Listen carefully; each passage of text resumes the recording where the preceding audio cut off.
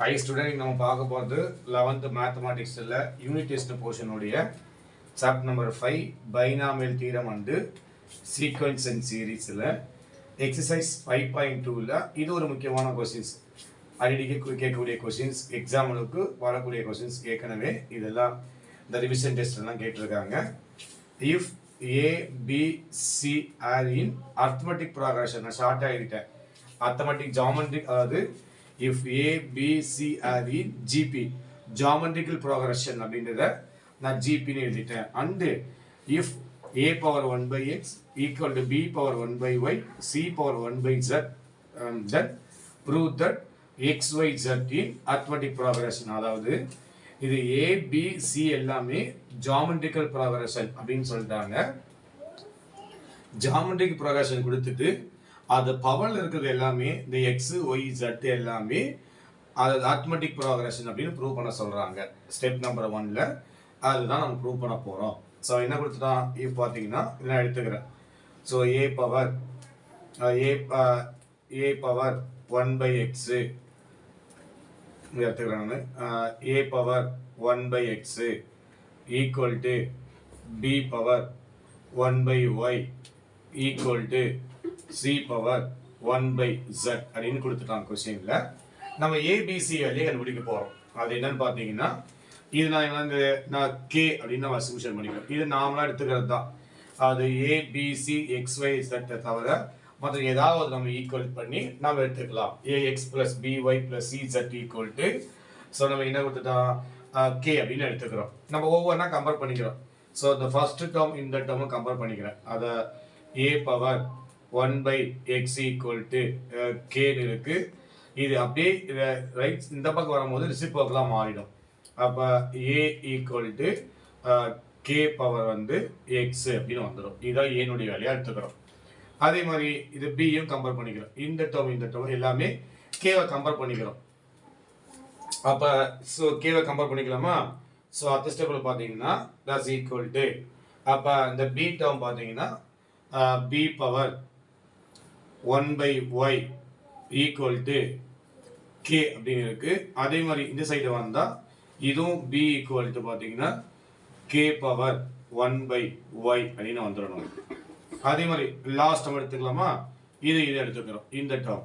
அப்ப c power 1 by z equal to வந்து k இருக்கு. ஸோ இந்த சைடு வந்தா k equal to k power வந்து z அப்படின்னு எடுத்துக்கிறோம். ஸோ அவன் என்ன கொடுத்துட்டான்னா, இதெல்லாம் நம்ம ஏபிசி எல்லாம் கண்டுபிடிச்சிட்டோம். அவன் என்ன கொடுத்துருக்கான்னா, இப்போ கொஸ்டின்ல வந்து if A comma B comma C are in, so என்ன கொடுத்துட்டான் இன் ஜிபி, அதாவது ஜாமெட்ரிக்கல் ப்ராக்ரஷன் அப்படின்னு கொடுத்துட்டான். ஸோ ஜாமெட்ரிக் ப்ராக்ரஷனுடைய ஃபார்முலா என்ன அப்படின்னா, ஏபிசிஆர் ஜிபி ஜாமெட்ரிக் ப்ராக்ரஷனுடைய அப்படின்னு பார்த்தீங்கன்னா இதை நம்ம 10th படிச்சிருப்போம். அப்போ a b c are in GP geometrical progression அப்படின்னு கொடுத்தா என்ன பண்ணணும் ஃபார்முலா, இதான் formula b square equal to a c. So இதான் பார்த்தீங்கன்னா இப்போ அதாவது b equal to root of ஏசின்னு வரும். அப்போ நம்ம ஸ்கொயர் பண்ணால் பி ஸ்கொயர் ஏபிசி, அதாவது இது நமக்கு ஃபார்முலா. ஸோ வந்து அப்படின்னு பார்த்தீங்கன்னா ஸோ ஏபிசி இன் ஜிபி அப்படின்னு பார்த்தீங்கன்னா ஸோ நடுவில் என்ன இருக்கோ அது பி ஸ்கொயர் ஈக்குவல் டு அது ரெண்டு மல்டி பண்ணிக்கிறோம் ஏசி. ஸோ இதான் பார்த்தீங்கன்னா இதனுடைய நம்ம பேஸுடைய ஃபார்முலா. அப்போ பி இது ABC are in geometrical progression அப்படின்னா ஸோ இதனுடைய ஃபார்முலா பார்த்தீங்கன்னா பி ஸ்கொயர் ஈக்குவல் டு வந்து ஏசி. இப்போ நான் அந்த வேலையெல்லாம் சப்மிட் பண்ணுறேன். ஆல்ரெடி நம்ம ஏ வேலையை கண்டுபிடிச்சிட்டோம் இல்லையா? இதுதான் பார்த்தீங்கன்னா ஏனுடைய வேலையை கண்டுபிடிச்சிட்டோம். இது பார்த்தீங்கன்னா ஸோ பினுடைய வேல்யூவாக கண்டுபிடிச்சிட்டோம். ஸோ இது பார்த்தீங்கன்னா நம்ம சினுடைய வேல்யூவாக நம்ம கண்டுபிடிச்சிட்டோம். ஸோ சி ஈக்குவல் டு வந்து அப்போ இந்த இடத்துல வந்து கே பவர் ஒய் தான் வரும். ஸோ ரெசிப்ரோக்கலாக வந்தால் கே பவர் ஒய் அப்படின்னு வந்துடும். ஸோ எடுத்துக்கலாமா? இப்போ பி ஸ்கொயர் ஈக்குவல் டு பினுடைய வேல்யூ பார்த்தீங்கன்னா ஸோ நமக்கு கே பவர் ஒய்னு இருக்கு. அப்போ கே பவர் ஒய் இந்த பவர் 2 நமக்கு இருக்கு 2 ஈக்குவல் டு ஏ வேல்யூ பார்த்தீங்கன்னா நமக்கு கே பவர் எக்ஸ்ன்னு இருக்கு இன்ட்டு அதே மாதிரி சீனுடைய வேல்யூ பார்த்தீங்கன்னா நமக்கு வந்து என்னது கே பவர் வந்து ஜட்னு இருக்கு. ஸோ அடுத்த ஸ்டெப் என்ன பண்ணலாம், இதை மல்டி பண்ணால் பவரில் இருந்தால் இப்படி எழுதலாம்.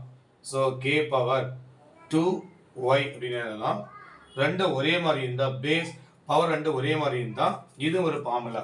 ஸோ நமக்கு என்ன ஃபார்முலா அப்படின்னு பார்த்தீங்கன்னா, ஸோ வந்து a power X into A power Y அப்படின்னா நம்ம எழுதலாம்.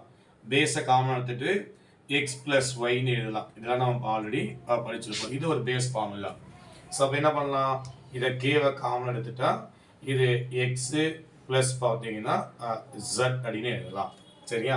ஸோ இதில் பார்த்தீங்கன்னா ரெண்டு பேஸ் ஒரே மாதிரி இருக்கு. நான் இதுவும் கேன்சல் பண்ணிடுறேன். ஸோ அப்போ நமக்கு என்ன இருக்கு அப்படின்னா அதில் 2y ஈக்குவல் டு ஸோ வந்து எக்ஸ் ப்ளஸ் ஜட்னு அப்படின்னு இருக்கு. சரிங்களா? இப்போ இந்த 2y எப்படி எழுதலாம் அப்படின்னா இப்படி எழுதலாம். So Y plus Y equal to பார்த்தீங்கன்னா எக்ஸ் ப்ளஸ் ஜட் அப்படின்னு நம்ம எழுதலாம். இதை ஃபர்ஸ்ட் ஸ்டெப் என்ன பண்ணலாம், இந்த ஒய் அந்த பக்கமும் எக்ஸ் அந்த பக்கம் எடுத்துகிட்டு வந்துடலாம். அப்போ எக்ஸ் இப்படி வந்துடும். அப்போ பார்த்தீங்கன்னா Y A minus X equal to இந்த ஜட்டு இது அந்த சைடில் போனால் மைனஸாக மாறும். மைனஸ் ஒய் அப்படின்னு இருக்கு.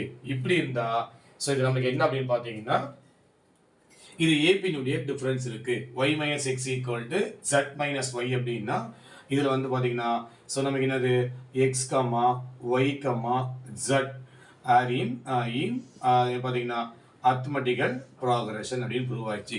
இது எப்படி அர்த்தமெட்டிக் ப்ராக்ரஷன் அப்படின்னு நம்ம சொல்ல வரோம்னா இந்த இடத்துல நான் ஃபார்முலா எழுதுறேன்.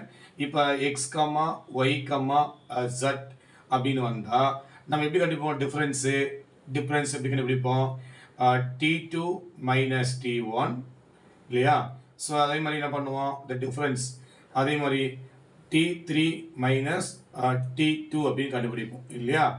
அப்போ இதுதான் T1 உடைய வேல்யூ, இதுதான் T2 உடைய வேல்யூ, இதுதான் T3 உடைய வேல்யூ இல்லையா?